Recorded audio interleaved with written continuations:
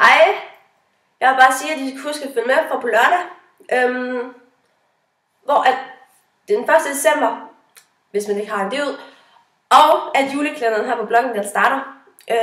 Og det synes jeg bare lige, I skulle vide, hvis I ikke vidste det. Ja.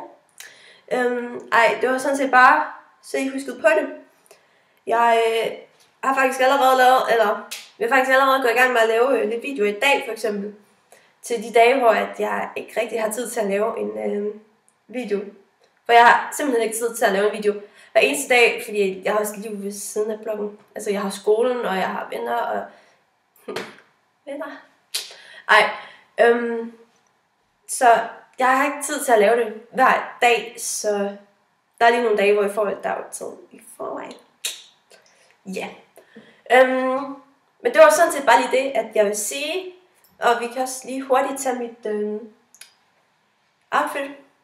Jeg begynder Bailey sikkert at gø lige om lidt, for der er lige kommet en bil. Nej. Jeg kan starte med mine smykker.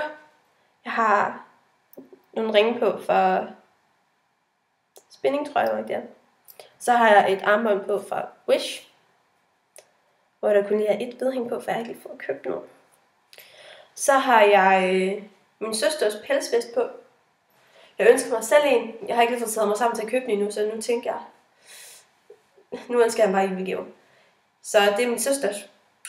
Og en af grunde købte den, så det kan jeg ikke sige. Og så har jeg en basic langærmet t-shirt på fra M&M.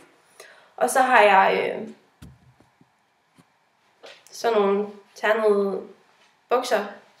Jeg ved ikke rigtig om det er jeans, det mærkes lidt som sådan noget jeansstof, men det er det jo ikke helt. Fra H&M. Og så har jeg haft wedges på. Sådan nogle almindelige sorte nogle fra Bianco, som faktisk er gået rimelig meget stykker.